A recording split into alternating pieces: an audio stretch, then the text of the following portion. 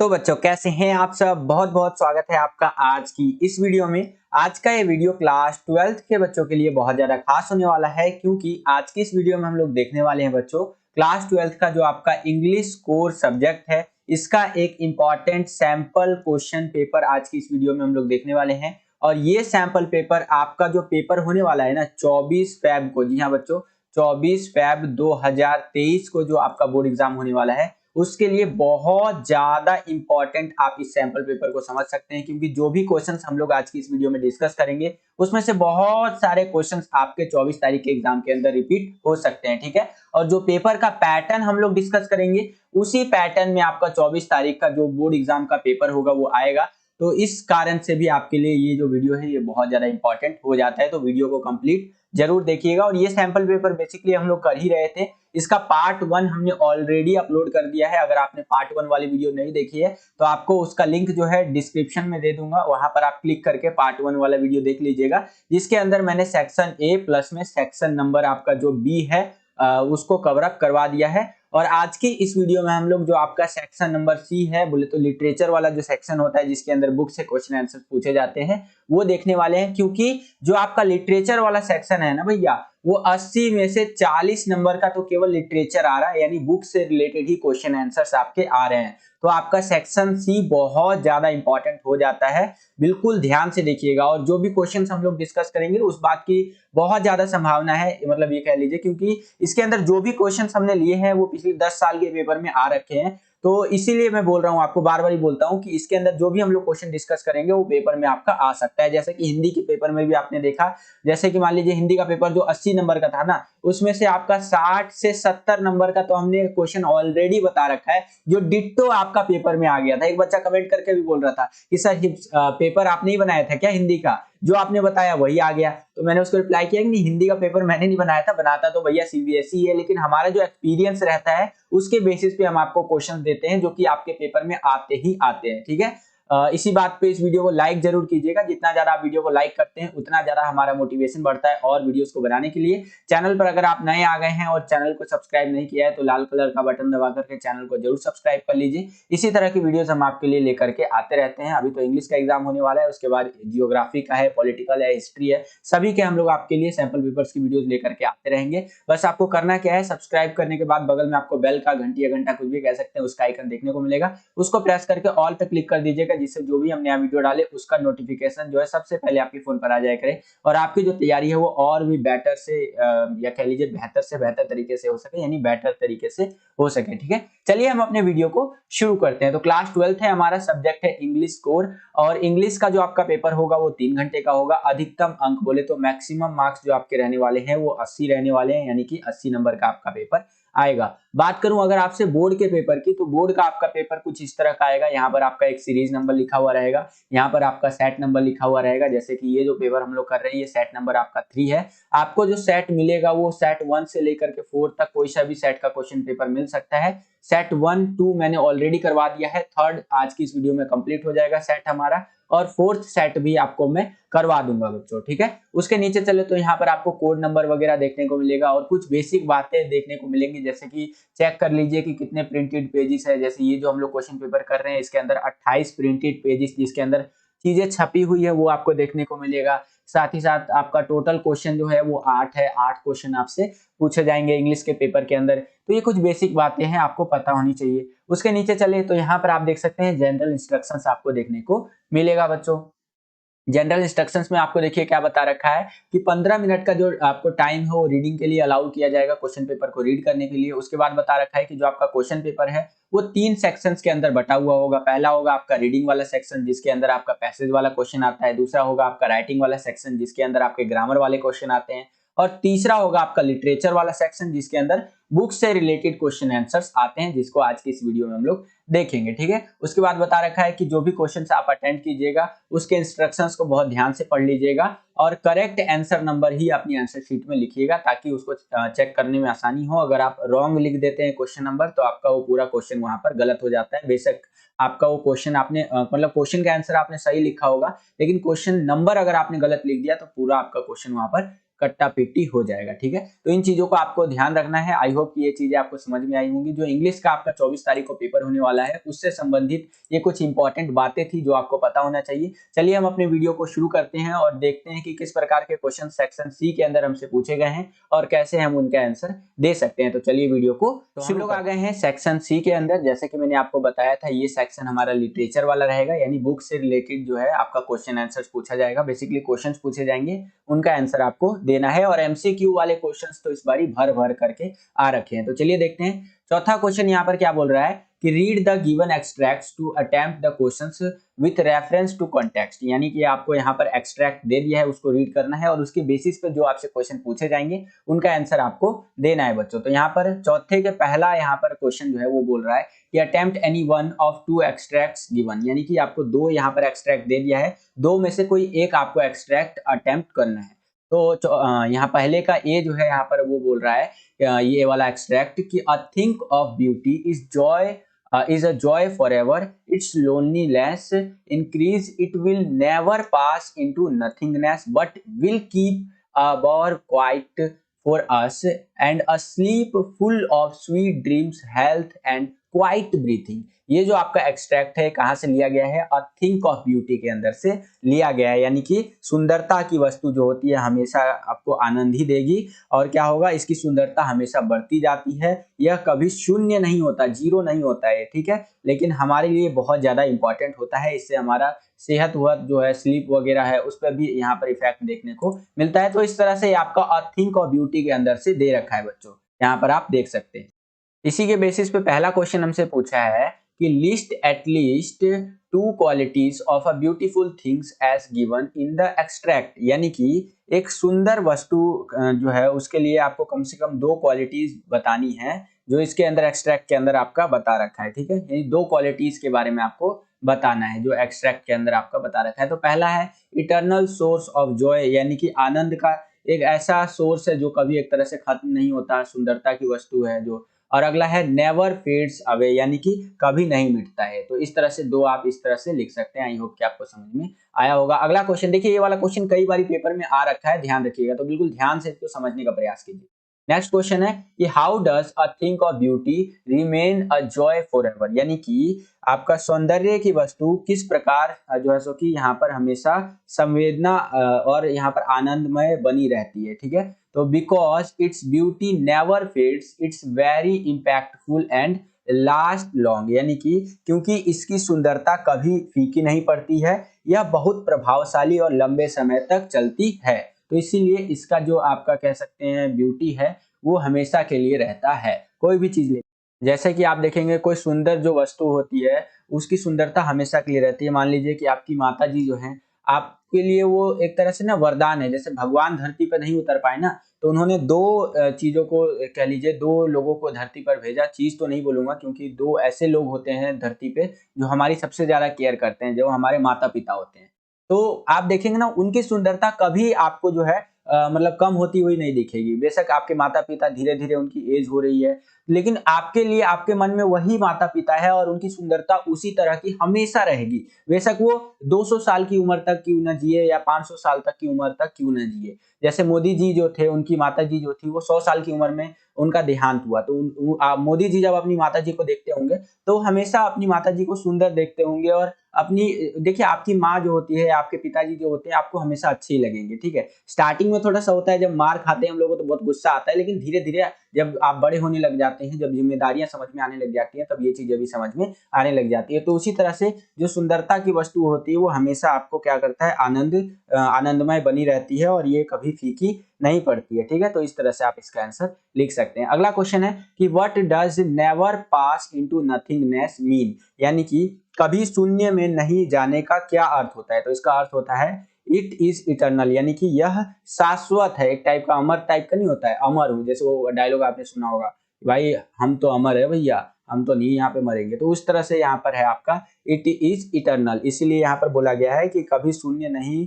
जाने का क्या अर्थ है। तो यहाँ पर है इट इज इटर्नल। तो डी वाला ऑप्शन हमारा बिल्कुल करेक्ट आंसर हो जाएगा। अगला क्वेश्चन है कि what does bower provide us, यानी कि जो आपका बोवर है वो हमें क्या प्रदान करता है। तो वह हमें पीसफुल ग्रो प्रदान करता है, यानी कि शांतिपूर्ण चीजें प्रदान करता है, और रिलैक्सिंग स्लीप देता है, यानी कि आरामदायक नींद देता है। तो इस हिसाब से आपका ऑप्शन नंबर सी बिल्कुल करेक्ट हो जाएगा। Both A and B is correct. ठीक है, नेक्स्ट क्वेश्चन देखिए बच्चों, यहाँ पर पांचवा क्वेश्चन क्या है हमारा कि how can beauty be defined according to this poem, यानी कि इस कविता के अनुसार सुंदरता को कैसे परिभाषित किया जा सकता है।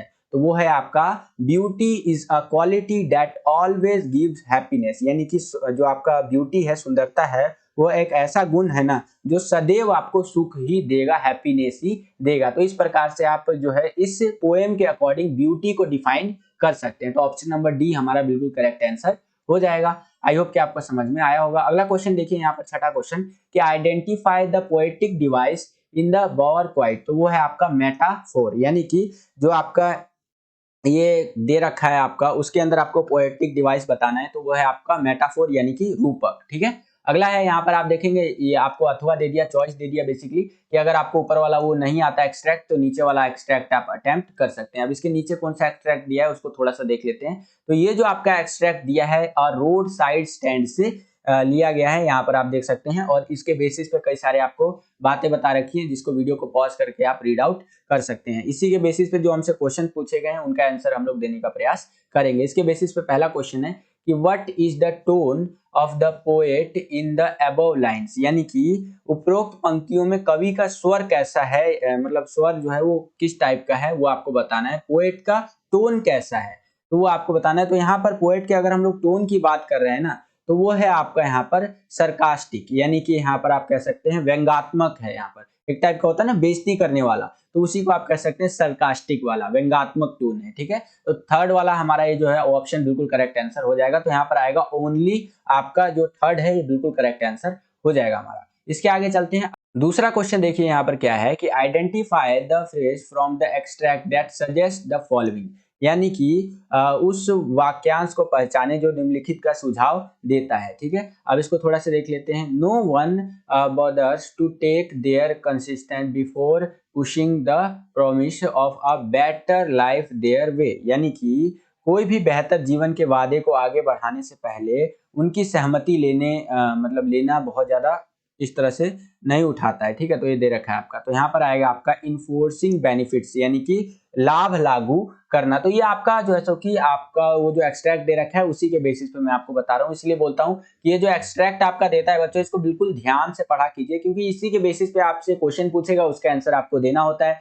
और जितना ध्यान से आप इस एक्सट्रैक्ट को पढ़ेंगे, आपको समझ में आएगा कि भैया इसके अंदर क्या क्वेश्चन बन रहा है हमारा, कैसे आंसर में निकाल करके लिख सकता हूँ। और ज्यादातर आंसर आपको थॉट बेस पर ही लिखना है, क्योंकि देखिए इसके अंदर आपको ज्यादातर हिंट देगा। ठीक है, हिंट अगर आप समझ गए तो इजीली आप आंसर अपना लिख सकते हैं, और थोड़ा दिमाग लगाना पड़ेगा आपको, तभी आप आंसर यहाँ पर लिख पाएंगे। वो मत कीजिएगा अक्कड़ बक्कड़ बम्बे बोल, तो उससे दिक्कत हो जाएगा भाई। ठीक है, तो यहाँ पर थोड़ा दिमाग जरूर लगाइएगा। आपको नंबर मिलेगा, नंबर कटने के चांसेस आपके कम रहेंगे, बस थोड़ा सा यहाँ पर जो एक्सट्रैक्ट है उसको पढ़ा कीजिएगा अच्छे। अगला है कि व्हाट क्वालिटीज या what quality of the villagers can be inferred through these lines, यानी कि इन पंक्तियों से ग्रामीण वासियों के किस गुण का अनुमान लगाया जा सकता है। तो गांव वालों के किन गुण का अनुमान लगाया जा सकता है, तो वो कितने भोले हैं उनका अनुमान हम लोग लगा सकते हैं। तो ऑप्शन नंबर ए हमारा बिल्कुल करेक्ट आंसर हो जाएगा। अगला क्वेश्चन यहाँ पर देखिए, चौथा क्वेश्चन क्या है कि complete the following analogy correctly, do not repeat from used example,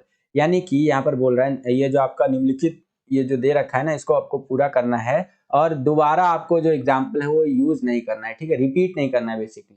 ठीक है, तो ये आपका है। यहाँ पर क्या है हमारा, इसको थोड़ा सा देख लेते हैं एनालॉजी को, कि ग्रीडी गुड डोर्स जो है allegation dash dash dash oxymoron करके दे रखा है, यानी कि लालची अच्छे करता अनुप्रास डैश डैश डैश ऑक्सीमोरोन। तो वो होगा आपका बेनिफिशियंस वेस्ट ऑफ प्रे, यानी कि लाभकारी शिकारी जानवर। ठीक है, जो है कि बेनिफिशियंट बीस्ट्स ऑफ प्रे, इस तरह से करें।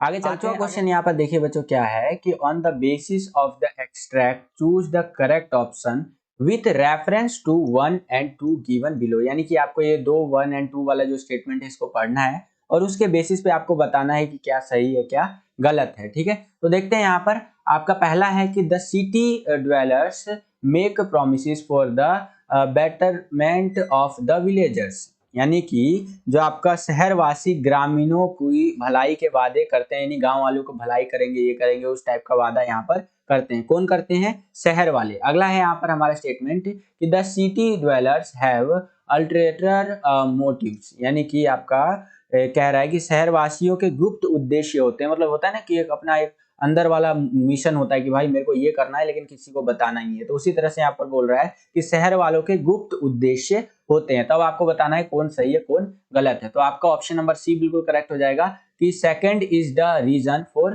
फर्स्ट, यानी कि दूसरा वाला जो है आपका पहले वाले के लिए रीजन यहाँ पर है। तो इस तरह से आप लिख सकते हैं इसका आंसर। अगला क्वेश्चन है फिल इन द ब्लैंक्स, आपको यहाँ पर कंप्लीट करना है। क्या है भैया? Calculated to sued them out of their which implies that them are being dash, यानी कि यहाँ पर बोला है उन्हें उनकी बुद्धि से शांत करने के लिए गणन की गई का अर्थ है कि उन्हें डैश किया जा रहा है। तो उन्हें क्या किया जा रहा है यहाँ पर? मैनिपुलेटेड या फिर फूल या फिर डम्प्ड ये किया जा रहा है, यानी कि चालाकी से मूर्ख बनाया जा रहा है या फिर ठग रहे हैं उनको। तो इस तरह से आप इसको इनमें से कोई सा भी एक लेकर के शब्द वर्ड लेकर के यहाँ पर लगा देंगे तो इस तरह से आपका fill in the blanks complete हो जाएगा।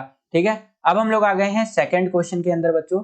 सेकंड क्वेश्चन यहाँ पर देखिए क्या है कि attempt any one of two extracts given, यानी कि यहाँ पर भी आपको दो एक्सट्रैक्ट दे दिया है, दो में से कोई एक आपको अटेम्प्ट करना है। और यहाँ पर जो सेकंड क्वेश्चन रहेगा ये आपका 4 नंबर का रहने वाला है। एक एक नंबर के 4 क्वेश्चन आपसे पूछे जाएंगे। तो चलिए देखते हैं यहाँ पर सेकंड यानी दूसरे का पहला आपका जो एक्सट्रैक्ट है वो है आपका journey to the end of the earth से आपका लिया गया है। यहाँ पर आप देख सकते हैं इस तरह से। वीडियो को पॉज करके इसको पूरा का पूरा अगर आप रीड करना चाहते हैं तो रीड भी कर सकते हैं। इसके बेसिस पे जो आपसे क्वेश्चन पूछे जाएंगे उनका आंसर हम लोग देने का प्रयास करेंगे बच्चों। तो चलिए देखते हैं इसके बेसिस पे पहला क्वेश्चन हमसे इस तरह से पूछ रहा है कि complete the sentence appropriately with reference to the extract, यानी कि आपको उस एक्सट्रैक्ट का रेफरेंस लेते हुए अपना सेंटेंस को कंप्लीट करना है। क्या है भैया हमारा यहाँ पर कि the writer refers to the educational opportunities as inspiring because, यानी कि लेखक शैक्षणिक अवसरों को यानी जो आपका एजुकेशनल अपॉर्चुनिटीज है उसको आप कह लीजिए इंस्पायरिंग क्यों कहता है, प्रेरक क्यों कहता है, उसके तौर पे यहाँ पर क्यों संदर्भित कर रहा है, रेफर क्यों कर रहा है वो आपको बताना है। तो वो इसलिए कर रहा है क्योंकि these educational opportunities would motivate them to work towards the good of the planet, यानी कि ये शैक्षणिक अवसर उन्हें ग्रह की भलाई के लिए काम करने के लिए प्रेरित करेंगे। तो इसीलिए वो यहाँ पर इस चीज को रेफर कर रहा है। तो इस तरह से आप आंसर लिख सकते हैं। अगली लाइन भी यूज कर सकते हैं, इनमें से कोई एक करना है आपको। ठीक है, इस तरह से ये जो है ना इसके बाद वाली ये वाली लाइन भी आप यूज कर सकते हैं। मैंने आपको ये बता दिया। ये भी अगला क्वेश्चन देखिए, दूसरा क्वेश्चन यहाँ पर क्या है कि which of the following would not be a life changing experience, यानी कि इनमें से कौन सा ऐसा बात है जो आपका जिंदगी बदलने वाला बात तो बिल्कुल भी नहीं बोल रहा है यहाँ पर। ठीक है, तो going on a adventurous trip या कह लीजिए एडवेंचर वाला ट्रिप, तो बिल्कुल भाई अगर आप कोई एडवेंचर वाला ट्रिप पे जाते हैं और वहां मान लीजिए पैराशूट से अगर आप पैराग्लाइडिंग करते हैं, भाई आपका हालत खस्ता हो गया, वो आपने वीडियो भी देखा होगा, तो वो आपका लाइफ चेंजिंग एक्सपीरियंस हो सकता है कि हाँ अब दोबारा नहीं जाऊंगा भाई।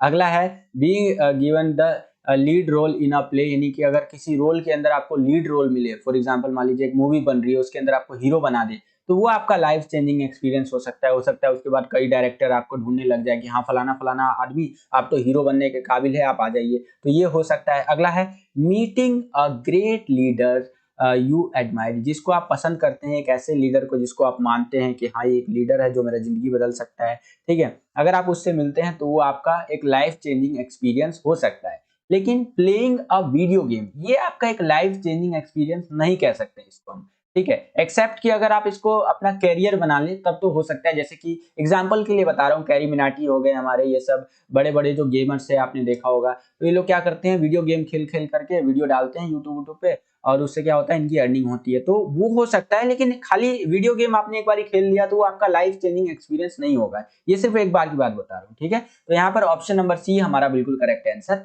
हो जाएगा। उसके आगे देखिए हमारा अगला क्वेश्चन है, तीसरा क्वेश्चन कि select the most suitable title for the given extract, यानी कि आपका ये जो एक्सट्रैक्ट अभी हमने पढ़ा तो उसके लिए आपको एक मोस्ट कह लीजिए मोस्ट सुटेबल टाइटल, जो सबसे अच्छा टाइटल आपको लगता है वो यहाँ पर चूज करके लिखना है। तो यहाँ पर आप लिख सकते हैं एडवेंचर विथ अ मिशन, यानी कि एक मिशन के साथ साहसिक कार्य। तो ऑप्शन नंबर ए हमारा बिल्कुल करेक्ट आंसर हो जाएगा। अगला क्वेश्चन यहाँ पर देखिए, चौथा क्वेश्चन कि why does the writer refer to act as more important than absorb और लर्न, यानी कि लेखक अवशोषित या सीखने की तुलना में कार्य को अधिक महत्वपूर्ण क्यों कहता है। यानी कि लेखक कहता है कि भैया काम करो, वो आपने गांधी जी वाला डायलॉग सुना होगा ना कि हराम हराम है, तो उसी तरह से यहाँ पर काम करो भैया। तो इसको इंपॉर्टेंस ज्यादा लेखक क्यों देता है, तो वो इसलिए देता है क्योंकि because having the right knowledge और implementation understanding is just half the job done. It fall to have an impact till it is applied, जो practiced put to use in our actions। यानी कि आपके पास अगर नॉलेज है तो आपका मतलब काम आधा पूरा हुआ है, लेकिन अगर आप लोगों ने उसका प्रैक्टिस कर लिया तो आप वहां पर पक्का यहाँ पर जो है उसका इंप्लीमेंट कर पाएंगे और अपने जीवन में सक्सेसफुल हो पाएंगे। ठीक है, यानी कि जब आप उसको अप्लाई करेंगे तो कुछ ना कुछ फेलियर्स भी आपको देखने को मिलेगा। तो प्रैक्टिस बहुत ज्यादा जरूरी है, जितना ज्यादा आप प्रैक्टिस करेंगे उतना ज्यादा आप और आगे बढ़ सकते हैं। फॉर एग्जाम्पल जब हमने वीडियोस बनाना शुरू किया था, मैं अपना बताता हूँ, जब मैंने वीडियो बनाना शुरू किया था, स्टार्टिंग में जब मैं वीडियो बनाता था यूट्यूब पे, उतना एक्सपीरियंस तो था नहीं मेरे को, तो वीडियो बनाते बनाते मतलब एक एक वीडियो बनाने में 6-6 घंटा लग जाता था। पूछेंगे कैसे, तो उसके लिए क्या करना पड़ता था, पहले पीडीएफ बनाना पड़ता था। अब पीडीएफ बनाओ, फिर उसको बोला ही नहीं जाता था कि यार कैसे बोलूं, आगे से कोई बच्चा रिप्लाई नहीं कर रहा है। ठीक है, फिर धीरे धीरे समझ में आया कि यार रिप्लाई तो करेंगे, बस वो चेंज मतलब तरीका चेंज होगा। आपको लाइव रिप्लाई नहीं करेंगे, आपको कमेंट में रिप्लाई करेंगे, जिससे आपको फीडबैक मिलेगा। ठीक है, तो धीरे धीरे करके यहाँ पर चीजें समझ में आई। तो नॉलेज होना जरूरी नहीं है भाई, उस नॉलेज को इंप्लीमेंट करना भी जरूरी है। जैसे आपने बहुत कुछ पढ़ लिया तो वही इंपॉर्टेंट नहीं है, वो अगर आप 3 घंटे के पेपर में अगर आप लिख करके नहीं आ रहे हैं ना, तो आपका पढ़ना लिखना बर्बाद है भैया। आपने पूरे साल क्या पढ़ा है उससे टीचर को कोई मतलब नहीं होगा, और आपके घर वाले, आपके पड़ोसी, आपके दोस्त भी बोलेंगे कि यार इतना पूरे साल पढ़ता रह गया, एग्जाम में तो तू कुछ उखाड़ ही नहीं पाया। तो ये दिक्कत आपको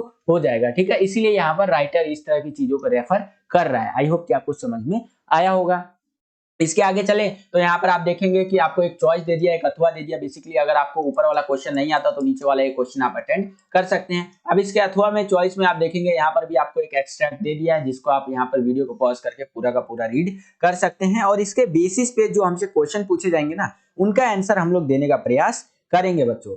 और देखिए आपसे मैं बस इतना ही बोलना चाहूंगा कि वीडियोस को ज्यादा से ज्यादा लाइक किया कीजिए, क्योंकि देखिए एक पेपर को बनाने में बहुत ज्यादा मेहनत लगता है। तो जितना ज्यादा आप वीडियो को लाइक करेंगे उतना अंदर से ना एक होता है ना, एक अंदर से वाइब आती है कि यार बच्चे वीडियो लाइक कर रहे हैं, आप क्या कर रहे हैं, जय सर बैठे क्यों हैं, फोन मत देखिए, चलिए वीडियो बनाइए बच्चों के लिए, उनका एग्जाम है और आप फोन चला रहे हैं, इंस्टाग्राम पे रील देख रहे हैं, नहीं वीडियो बनाइए, बच्चे लाइक कर रहे हैं। जितना ज्यादा आप लाइक करेंगे मोटिवेशन हमारा बढ़ता रहता है। साथ ही साथ अगर आप चैनल पर नए आ गए हैं और चैनल को सब्सक्राइब नहीं किया है तो सब्सक्राइब कर लीजिएगा। इसी प्रकार की वीडियोस हम आपके लिए लेकर के आते रहते हैं। जैसे ही आप चैनल को सब्सक्राइब करेंगे, बगल में आपको बेल का, घंटी या घंटा कुछ भी कह सकते हैं, उसका आइकन शो करेगा, उसको प्रेस करके ऑल पे क्लिक कर दीजिएगा, जिससे जो भी हम नया वीडियो डाले उसका नोटिफिकेशन सबसे पहले आपके फोन पर आ जाया करे और आपकी जो तैयारी है वो और भी बेहतर से बेहतर तरीके से हो सके। चलिए ये वाला जो हमारा एक्सट्रैक्ट है, इसके क्वेश्चंस को थोड़ा सा देखते हैं। इसी के बेसिस पे पहला क्वेश्चन हमसे क्या पूछ रहा है यहाँ पर कि complete the sentence appropriately with reference to the extract. यानी कि आपका ये जो एक्सट्रैक्ट दे रखा है उसके बेसिस पे आपको यहाँ पर ये जो सेंटेंस है इसको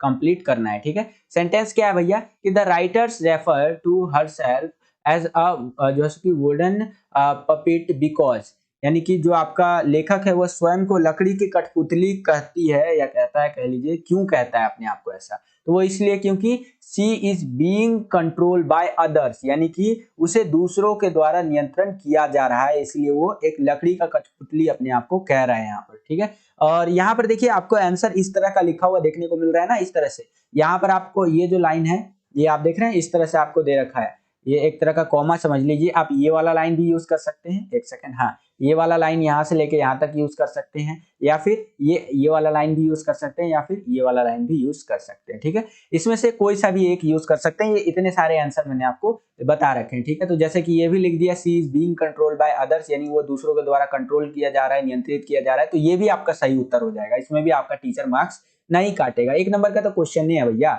चलिए दूसरा क्वेश्चन यहाँ पर देखिए क्या पूछ रहा है हमसे कि which of this best describe the change in the author's attitude from the beginning to the end of the extract, यानी कि इनमें से कौन लेखक के दृष्टिकोण को, जो लेखक का नजरिया है उसमें परिवर्तन का सबसे अच्छा वर्णन करता है। आपको यहाँ पर शुरुआत से अंत तक के बीच में यहाँ पर आपको बताना है। तो वो है आपका ऑप्शन नंबर सी, जो आप यहाँ पर देख रहे हैं, ये बिल्कुल करेक्ट हो जाएगा कि विद्रोह के बाद जो निराशा होती है ना, वो यहाँ पर बिल्कुल करेक्ट यहाँ पर परिवर्तन दिखा रहा है। ठीक है, तो ये इस तरह से ऑप्शन नंबर सी आप लगा देंगे। चलिए अगला क्वेश्चन देखिए कि which of this can be best use as a title for this extract, यानी कि यहाँ पर आपने ये पढ़ा उसके बेसिस पे आपको बताना है कि सबसे अच्छा टाइटल क्या हो सकता है। तो वो हो सकता है द सी ऑफ टॉर्मोइल करके, यानी कि उथल पुथल का सागर हमारा सबसे बेस्ट टाइटल यहाँ पर दिया जा सकता है इस एक्सट्रैक्ट को। ठीक है, तो इस तरह से हमारा ऑप्शन नंबर ए बिल्कुल करेक्ट हो जाएगा। चौथा क्वेश्चन यहाँ पर देखिए क्या पूछ रहा है हमसे कि in one sentence state why the writer use the phrase no of will referring to her hair being cut. कहने का मतलब ये है कि आपको बताना है एक वाक्य में बताइए कि लेखक ने ग्नो ऑफ वाक्यांश का ये जो चीज है ना इसका इस्तेमाल इसका प्रयोग क्यों किया है उसके बाल काटे जाने का जिक्र करने के लिए। ठीक है, तो वो इसलिए किया है to indicate the violent nature of the act, यानी कि अधिनियम की हिंसक प्रकृति को इंगित करने के लिए जो हमारा वायलेंस नेचर वाला एक्ट था ना, अधिनियम था, कानून था, उसको दिखाने के लिए यहाँ पर ग्नो ऑफ का इस्तेमाल किया है। इस प्रकार से आंसर आप लिख सकते हैं। ठीक है, आगे भी कुछ शब्द दे रखे हैं, इनका भी इस्तेमाल आप चाहे तो करना चाहे मतलब आंसर में यूज करना चाहें तो कर भी सकते हैं, जैसे कि टू जो है कि demonstrate the unpleasant nature of the experience. तो इन ये चीज भी लिख सकते हैं। आपको एक यहाँ पर सेंटेंस में आंसर देना है तो एक सेंटेंस में इस तरह से लिख सकते हैं to indicate the violent nature of the act. I hope कि आपको समझ में आया होगा। अगला क्वेश्चन देखिए, यहाँ पर आप तीसरा क्वेश्चन आ गया हमारा कि attempt any one of two extracts given, यानी कि आपको तीसरे क्वेश्चन में दो एक्सट्रैक्ट दे दिया, दो में से आपको कोई एक एक्सट्रैक्ट को अटेम्प्ट करना है, एक क्वेश्चन को अटेम्प्ट करना है। ठीक है, और तीसरा क्वेश्चन आपका 6 नंबर का रहेगा, यानी कि एक एक नंबर के 6 क्वेश्चन हमसे पूछे जाएंगे। तो तीसरे के ए में यहाँ पर देखिए इस तरह से आपका ये एक्सट्रैक्ट दे रखा है, वीडियो को पॉज करके पूरा का पूरा आप रीड आउट कर सकते हैं। ये चंपारण के ऊपर बता रखा है, जैसे कि the Champaran episode was a turning point in Gandhi's life, what I did he explained was a very ordinary thing. इस तरह से करके गांधी जी के जो चंपारण वाला जो किस्सा हुआ था ना उसके ऊपर ये आपका पूरा का पूरा एक्सट्रैक्ट दे रखा है। देखिए जो गांधी जी वाला हमारा एक्सट्रैक्ट है इसके अंदर से किस प्रकार के क्वेश्चन हमसे पूछे गए हैं उसको थोड़ा सा देख लेते हैं। तो पहला क्वेश्चन है कि in the extract the phrase loyalty to abstraction refer to a strong commitment to dash, यानी कि इस एक्सट्रैक्ट के अंदर जो आपका वाक्यांश है अमूर्तता के प्रति वफादारी, एक मजबूती को संदर्भित करता है ये। ठीक है, किसके प्रति ये वचनबद्ध है यानी कमिटमेंट है ये हमारा यहाँ पर, तो यहाँ पर है आपका सर्टेन आइडियोलॉजी के ऊपर, यानी कि आपका कुछ विचारधाराएं जो है उसके ऊपर ये हमेशा कमिटेड रहेंगे। ठीक है, तो उस हिसाब से आपका ऑप्शन नंबर सी बिल्कुल करेक्ट आंसर हो जाएगा। अगला है कि select a suitable word from the extract to complete the following analogy, यानी कि वही आपको सुटेबल शब्द चुनना है जिससे कि आप इस एनोलॉजी को कंप्लीट कर सकते हैं। तो पहला है हमारे यहाँ पर देखिए चेंज, ट्रांसफॉर्म, रिलीव, इस तरह से करके दे रखा है। फिर आपको क्या करना है यहाँ पर लिख देना है एले जो है सो कि एलेवीट करके यहाँ पर, यानी कि परिवर्तन, परिवर्तन, राहत और शांत करना। तो इस तरह से हमारा ये एनालॉजी कंप्लीट हो जाएगा। अगला है यहाँ पर आपको फिल इन द ब्लैंक्स भरना है। The primary motive of Gandhi's action was to make Indians self reliant, यानी कि गांधी जी जो थे उनका कार्य प्राथमिक उद्देश्य मतलब मतलब उनका जो काम था वो जो काम कर रहे थे पूरे देश भर में, तो उनका पहला मोटिव क्या था, तो वो था भारतीयों को आत्मनिर्भर बनाना। जैसे अभी मोदी जी बोलते नहीं है आत्मनिर्भर बनो, आत्मनिर्भर बनेगा भारत, हम लोग सब चीजें खुद ही मैन्युफैक्चर करेंगे, खुद ही बनाएंगे। फॉर एग्जांपल आपके हाथ में जो फोन है एमआई का या फिर सैमसंग का जो फोन है आपके पास, या ओप्पो का, वीवो का, रियलमी का, ये सब कौन सा फोन है, चाइनीज फोन है या फिर साउथ कोरियन फोन है। अगर ज्यादा ही आप महंगा वाला फोन यूज करते होंगे तो एप्पल का फोन यूज करते होंगे। तो ये सब कहाँ है, दूसरे देशों का फोन है। तो मोदी जी बोलते हैं आत्मनिर्भर बनो, खुद के देश में सब सामान बनाओ। तो उसी तरह से गांधी जी भी बोलते थे कि भैया आत्मनिर्भर बनो, दूसरे के ऊपर डिपेंडेंट मत रहो। ठीक है, तो वो लोगों को क्या करना चाहते थे, इंडियंस को यहाँ पर आत्मनिर्भर, खुद पे डिपेंड बनाना चाहते थे, दूसरे के ऊपर डिपेंडेंसी खत्म करना चाहते थे। ठीक है, तो यहाँ पर हमारा ऑप्शन नंबर ए जो है बिल्कुल करेक्ट आंसर हो जाएगा। अगला क्वेश्चन यहाँ पर देखिए बच्चों, चौथा क्वेश्चन यहाँ पर क्या पूछ रहा है कि which of these best describe the primary purpose of the extract, यानी कि इनमें से कौन सा आपका कह लीजिए चीज है जो यहाँ पर आपका ये जो एक्सट्रैक्ट है उसका पर्पस पूरी अच्छी तरीके से एक्सप्लेन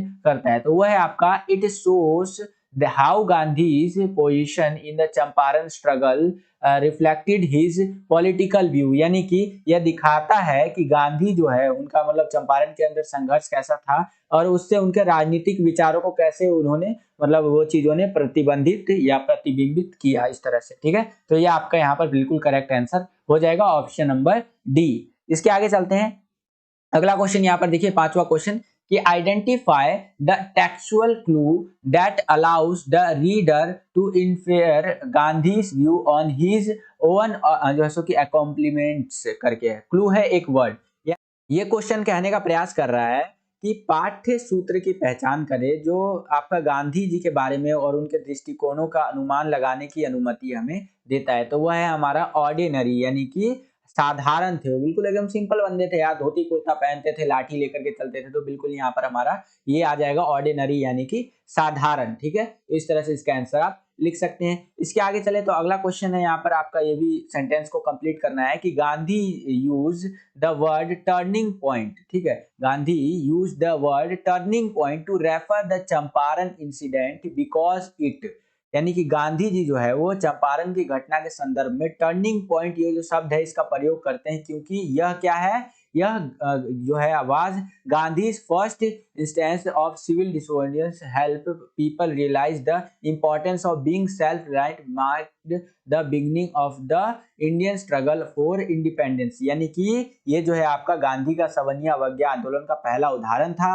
लोगों को आत्मनिर्भर बनाने के महत्व को महसूस करने में मदद करता था और स्वतंत्रता के लिए भारतीय लोगों का संघर्ष की शुरुआत करने को ये चिन्हित करता है। ठीक है, तो इसीलिए बोला जाता है कि ये जो टर्निंग पॉइंट है ये चीज गांधी जी ने ये शब्द प्रयोग किया। तो इस तरह से आपका यहाँ पर कंप्लीट आंसर हो जाएगा। आई होप कि आपको समझ में आया होगा। इसके आगे चले तो यहाँ पर आपको एक अथवा दे दिया, एक चॉइस दे दिया, यानी कि अगर आपको ऊपर वाला क्वेश्चन नहीं आता तो नीचे वाला क्वेश्चन आप अटेंड कर सकते हैं। अब इसके अथवा में, इसके चॉइस में देखिए क्या क्वेश्चन है, ये भी आपको एक एक्सट्रैक्ट दे दिया है, इसको आपको पढ़ना है। यहाँ पर आप वीडियो को पॉज करके इसको पूरा का पूरा रीड आउट कर सकते हैं। रेड ट्रैप के ऊपर है, रेड ट्रैप वाला जो आपका चैप्टर था वो चूहेदानी बनाने वाला, उसके ऊपर ये एक्सट्रैक्ट है, इसको आप पढ़ लीजिए। इसके बेसिस पे जो हमसे क्वेश्चन पूछे जाएंगे उनका आंसर हम लोग देने का प्रयास करते हैं बच्चों। तो इसी के बेसिस पे पहला क्वेश्चन है कि according to the extract which of these word best describe the man, यानी कि इस एक्सट्रैक्ट के अनुसार इनमें से कौन सा शब्द मनुष्य का सबसे अच्छा वर्णन करता है, तो वो आपको बताना है। तो मनुष्य का जो सबसे अच्छा वर्णन करता है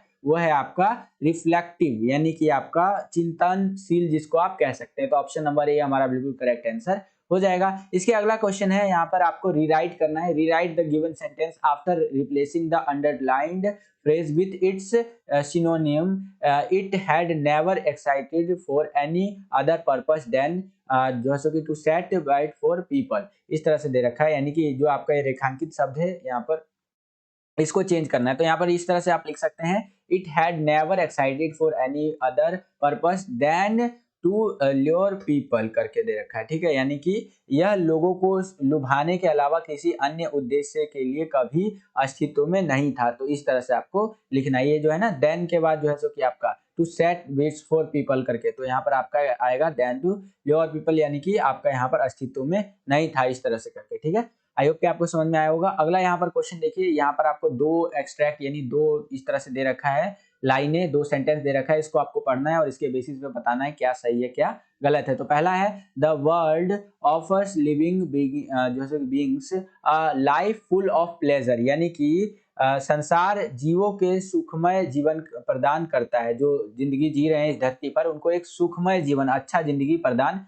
करता है। However, only जो है compassionate people can enjoy these pleasure, यानी कि हालांकि केवल दयालु लोग ही उन सुखों का आनंद ले सकते हैं। तो इसके बेसिस पे आप ऑप्शन नंबर डी सिलेक्ट कर देंगे कि one can be inferred from the extract but two can not, यानी कि एक निष्कर्ष अनुमान लगाया जा सकता है लेकिन दो नहीं हो सकता। तो इस तरह से आपका डी वाला ऑप्शन बिल्कुल करेक्ट आंसर हो जाएगा। इसके आगे चलें तो अगला है आपका कि इन वन सेंटेंस जो है कि rationalise the given statement, it is challenging for others to able to understand the disappear of vagabond's life, यानी कि एक वाक्य में दिए गए कथन का युक्तिकरण कीजिए, आवारा के जीवन की निराशा को समझने में सक्षम होना दूसरों के लिए चुनौतीपूर्ण कैसे है वो आपको बताना है। इसका आंसर आपको कुछ इस प्रकार से लिखना है, because most peoples experience are different from that of the vagabond, यानी कि क्योंकि ज्यादातर लोगों के अनुभव आवारा लोगों से अलग होते हैं, आवारा लोग जो होते हैं उनसे उनका एक्सपीरियंस बहुत ज्यादा अलग होता है, इसीलिए यहाँ पर इस तरह का क्वेश्चन हमसे पूछ रखा है और ऐसे आंसर आपको लिखना है। ठीक है, आई होप कि आपको समझ में आया होगा। इसके आगे वाली लाइंस का भी आप इस्तेमाल कर सकते हैं अपने आंसर के अंदर। एग्जाम्पल के लिए कई सारे यहाँ पर आपको आंसर बता रखे हैं मैंने, इनमें से कोई सा भी एक लाइन उठा करके लिख दीजिएगा, इजीली आपको नंबर मिल जाएगा। ठीक है, वन सेंटेंस के अंदर आपको आंसर लिखना है, ध्यान रखिएगा। अगला क्वेश्चन देखिए, रिप्लेस द अंडरलाइन वर्ड। अब यहाँ पर अंडरलाइन वर्ड जो है उसको आपको रिप्लेस करना है। ठीक है, अब वो अंडरलाइन वर्ड क्या है उसको भी थोड़ा समझा देता हूँ। The man who thought that the world was a rat trap lived a life that was irritating। ठीक है, यानी कि यहाँ पर आपका बोल रखा है कि जिस आदमी ने सोचा था कि दुनिया चूहेदानी है वह दिलचस्प जीवन जीता था, तो उसका आंसर आएगा आपका जो है सो कि मोंटोन्यूस करके आएगा, यानी कि नीरस जीवन जीता था। यहाँ पर इंटरेस्टिंग नहीं आएगा आपका, यहाँ पर आ जाएगा मोंटोन्यूस। तो ये अंडरलाइन वर्ड है। ठीक है, इस तरह से आंसर आपको लिखना है। आई होप कि आपको समझ में आया होगा। अगला क्वेश्चन देखिए, यहाँ पर छठा क्वेश्चन क्या है हमारा कि the mood of the extract can be best describe as dash, यानी कि अर्क के मिजाज को डैश के रूप में सबसे अच्छा वर्णित किया जा सकता है। तो वो है आपका कॉशियस, यानी कि आपका सावधान होता है ना, उस तरह से। ठीक है, तो ऑप्शन नंबर ए हमारा बिल्कुल करेक्ट आंसर हो जाएगा। आगे चलते हैं, अगला क्वेश्चन देखिए, पांचवें में क्या बोल रहा है कि answer any 5 of the following in about 40 to 50 word each. और आपका एक क्वेश्चन जो रहेगा 2 नंबर का रहेगा। अगर आप 5 क्वेश्चन अच्छे से अटेंड कर लेते हैं तो आपको 10 नंबर मिल जाएगा। तो चलिए देखते हैं एक करके। पहला क्वेश्चन यहाँ पर देखिए बच्चों, पांचवे का पहला क्या पूछ रहा है हमसे कि explain the metaphor of the rat trap in the context of the story by Selma जो है सो कि लाग्रोफ करके जो है ये। ठीक है, यानी जो इसके राइटर है, तो उसके बेसिस पे आपको एक्सप्लेन करना है, यानी कि सेल्मा लेग्रोफ की कहानी के संदर्भ में चूहेदानी के रूपक की व्याख्या आपको करनी है। तो use of the metaphor of rat trap to highlight story of a character getting trapped in his जो है सो कि अवेयराइज करके दे रखा है, यानी कि चूहेदानी के रूपक का उपयोग एक चरित्र की अपनी लालच में फंसने की कहानी को उजागर करने के लिए यहाँ पर किया गया है। तो इस तरह से इसका आंसर आप लिख सकते हैं। अगला क्वेश्चन मोस्ट इंपॉर्टेंट है, कई बार पेपर में आ जाता है कि how is a thing of beauty a joy for ever, यानी कि सुंदरता की वस्तु जो है सो कि सदैव के लिए आनंद कैसे देती है या कैसे है यहाँ पर हमारा। ठीक है, तो वो है हमारा a thing of beauty is eternal, its beauty increase with time and it always give pleasure to the beholders और it gives ever lasting joy, यानी कि सुंदरता की जो वस्तु होती है वो शाश्वत होती है और इसकी सुंदरता समय के साथ जो है वो बढ़ती जाती है और यह देखने वाले को हमेशा आनंदित करती है। यह चिरस्थायी आनंद देती है, एक तरह से अमर जो होता है ना बंदा, उस टाइप का यहाँ पर यह आनंद देती है। तो इस तरह से इसका आंसर आपको लिखना है। अगला क्वेश्चन है कि why does Derry go back to Mr Lamb's in the end, यानी कि जो आपका डेरी है वो अंत में मिस्टर लैम्प के पास वापस क्यों जाता है। वो इसलिए जाता है क्योंकि एक्चुअली मिस्टर लैम्ब हैज जो है सो कि third dairy the most important lesson of life, यानी कि वास्तव में मिस्टर लैम्प ने डेरी को जीवन का सबसे महत्वपूर्ण पाठ पढ़ाया। He advise him not to care about the comments made by other, यानी उन्होंने कहा कि जो दूसरे लोग तुम्हें देख करके कमेंट करते हैं ना कि ये तू ऐसा है तू ऐसा है, तो उसके ऊपर ज्यादा यहाँ पर तुम्हें ध्यान नहीं देना है। How now no longer care about his burned face or look, he is more concerned what he think and feel, what he want to hear and see, he return to Mr. Lamb, यानी कि वो जब advice मिल गया उसको तो उसे अब अपने जले हुए चेहरे या रूप की परवाह नहीं है, वह अधिक चिंतित है कि वह क्या सोचता है इस तरह से करके और महसूस करता है कि वह क्या सुनना और देखना चाहता है, वह मिस्टर लैम्ब के पास लौटता है। तो इस तरह से करके इसका आंसर आपको लिखना है। आई होप कि आपको समझ में आया। क्वेश्चन देखिए, चौथा क्वेश्चन यहाँ पर क्या पूछ रहा है कि the world's geological history stuck in Antarctica, how is the study of this area useful to us, यानी कि दुनिया का भूगर्भीय इतिहास अंटार्कटिका में फंसा हुआ है, इस क्षेत्र का अध्ययन हमारे लिए किस प्रकार उपयोगी हो सकता है वो आपको बताना है। तो देखिए, स्टडी अंटार्कटिका आपको पता है जो एक ऐसा जगह जहां बर्फ ही बर्फ है भैया, ठीक है, और महाद्वीपों में ही उसको काउंट किया जाता है। तो देखिए, अगर अंटार्कटिका का स्टडी हम लोग करते हैं ना तो इससे क्या फायदा होगा। Studying the Antarctica region can be helpful in understanding the past present and future of our planet, it can help to understand where we have come from and where we can possibly go, it can tell us the importance of जैसे कि कार्डिलियन false, जैसे कि faults करके and pre कैब्रिन जो है सो कि grains and seals ozone and carbon evolution and जो है सो कि एग्जिस्टेंस करके, ठीक है, एक्जिनेशन करके। यानी कि अंटार्कटिका क्षेत्र का अगर हम लोग स्टडी करते हैं ना तो हमारा बहुत ज्यादा जरूरी होगा ये। पूछिए यानी कि अंटार्कटिका का स्टडी करेंगे ना भैया तो हमें अपने पास्ट के बारे में पता चलेगा। ये हमारा पास्ट कैसा था भाई, जो इंसान लोग इस धरती पे है अभी के टाइम पे, एकदम खेती उती कर रहे हैं, खाना वाना बना रहे हैं, तो उनका पास्ट था कैसा, प्रेजेंट कैसा चल रहा है वो तो हमें पता ही है, और फ्यूचर कैसा है वो भी हमें यहाँ पर पता चल सकता है कि हम फ्यूचर में कहाँ तक जा पाएंगे, वो भी हमें यहाँ पर पता चलेगा। और साथ ही साथ और भी बहुत सारी चीजें पता चलेंगी कि जो हमारा यहाँ पर हमें वहाँ पर बहुत सारे फॉसल्स वगैरह मिले हैं, और उससे हम लोग कार्बन डेटिंग करके उन सब के बारे में बहुत कुछ पता कर सकते हैं। साथ ही साथ हम लोग और भी चीजें पता कर सकते हैं, वो कैसे विलुप्त हुए, ठीक है, मतलब उनका कैसे इवोल्यूशन हुआ, विकास हुआ, और वो विलुप्त कैसे हुए वो जानवर, वो डायनासोर वगैरह। तो इसीलिए अंटार्कटिका जो है वो बहुत ज्यादा इंपॉर्टेंट माना जाता है। तो इस प्रकार से इस क्वेश्चन का आंसर आप लिख सकते हैं। अगला क्वेश्चन यहाँ पर हमारा कि in deep water which qualities of the swimming instructor played a role in helping Douglas overcome his fear. यानी कि जो आपका डीप वाटर जो है ना उसके अंदर जो आपका स्विमर है, उस इंस्ट्रक्टर है, उसने क्या रोल प्ले किया जो डगलस को उसके फियर से, उसके डर से उसको बाहर निकाल करके लाया था। तो the instructor ability to emphasise with Douglas and understand his fear lead him to put a belt around Douglas to teach him to swim. This gave Douglas confidence. यानी एक बेल्ट के थ्रू उसको बांधा, उस टाइप का कह सकते हैं, जिससे कि उसको ना कहीं कॉन्फिडेंस आया स्विमिंग करने का। The instructor patience was key as day after he held one to the rope and walked the length of the pool to help Douglas swim। यानी कि प्रशिक्षक यानी इंस्ट्रक्टर जो है ना उसका धैर्य, पेशेंस भी बहुत कमाल का है, क्योंकि दिन ब दिन वह रस्सी को पकड़ता था और डगलस को तैरने में मदद करने के लिए पूल की लंबाई तक चलता था। तो इस तरह से उसने मदद की जिससे कि उसका जो फियर था डगलस का वो बाहर निकाल पाया, डर को बाहर निकाला और वो स्विम करने में सक्षम बन पाया। तो इस प्रकार से इसका आंसर आप लिख सकते हैं। अगला क्वेश्चन है हमारा, state any two characteristics that can be inferred about the people from the जैसे कि countryside in the roadside stand.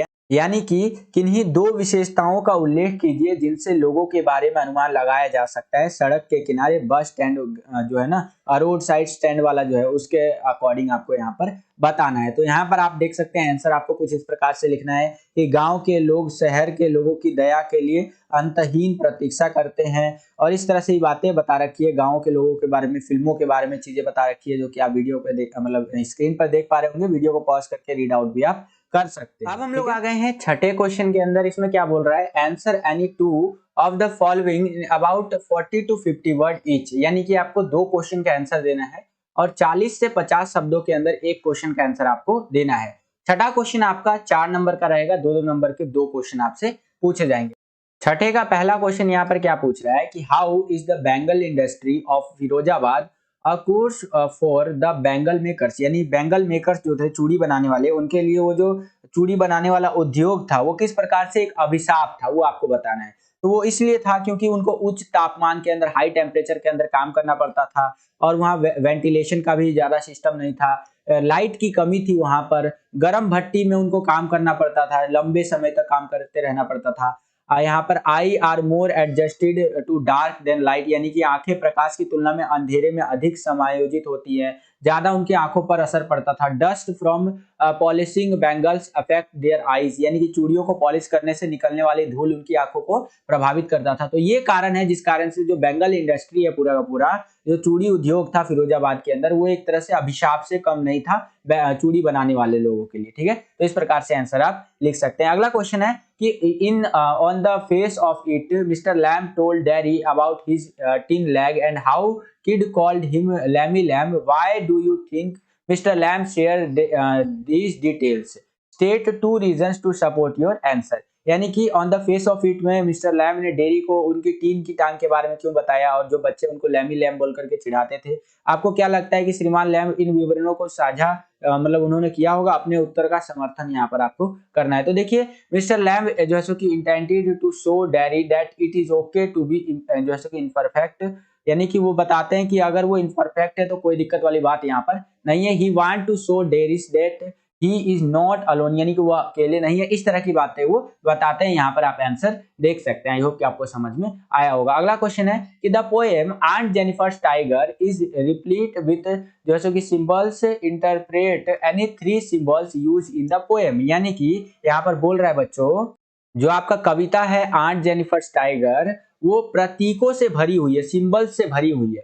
कविता में प्रयुक्त किन्हीं तीन प्रतीकों की व्याख्या आपको करनी है। तो पहला था हमारा वेडिंग बैंड, यानी कि शादी का बंधन। दूसरा था आंट जेनिफर्स, यानी कि आंट जेनिफर्स के बारे में जाहिर सी बात है। तीसरा है टाइगर्स, यानी कि बाघ। बाकी डिटेल में आप आंसर यहाँ पर देख सकते हैं। इस प्रकार से आंसर आपको लिखना है। आई होप कि आपको समझ में आया होगा। अगला क्वेश्चन यहाँ पर देखिए, अब हम लोग आ गए हैं यहाँ पर हमारे 7वें क्वेश्चन के अंदर। 7वां क्वेश्चन यहाँ पर आपको इसमें कोई एक क्वेश्चन अटेंड करना है। तो यहाँ पर पहला है कि द एक्चुअल पेन और inconvenience caused by a physical impairment is often much less than a sense of isolation felt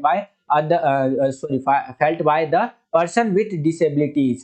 how can we help and them support, मतलब कैसे जो दिव्यांग लोग होते हैं हम कैसे उनका सपोर्ट कर सकते हैं, और एक्चुअल पेन क्या होता है वो आपको यहाँ पर बताना है। तो कुछ इस प्रकार से आंसर आप लिख सकते हैं। इसके आगे चले तो यहाँ पर आपको एक अथवा में क्वेश्चन दे दिया, एक चॉइस में क्वेश्चन दे दिया बेसिकली, कि अगर आपको ऊपर वाला क्वेश्चन नहीं आता तो नीचे वाला क्वेश्चन आप अटेंड कर सकते हैं। इसके अथवा में यहाँ पर आप देखेंगे क्वेश्चन पूछा हुआ है कि why did Gandhi ji agree to settle of 25% refund to the farmers, how did it influence to post जैसे कि लैंडलॉर्ड रिलेशनशिप इन चंपारण, यानी कि जो आपका गांधी जी थे वो किसानों को 25% वापसी के समझौते पर क्यों सहमत हो गए, और इसने चंपारण में किसान जमींदार संबंध को कैसे प्रभावित किया, सॉरी, तो वो आपको बताना है। तो इस प्रकार से आंसर आप यहाँ पे लिख सकते हैं। वो चाहते थे कि जो है कि उनको फायदा मिले किसानों को, और वो मिला भी, और गांधी जी ने काफी सारे ऐसे कदम उठाए जिससे कि उनको फायदा मिला, तो इसीलिए वो यहाँ पर राजी हो गए। इस तरह से आंसर आप लिख सकते हैं। इसके आगे चले तो अब हमारा आ गया 8वां क्वेश्चन। इसमें भी कोई एक क्वेश्चन आपको अटेंड करना है।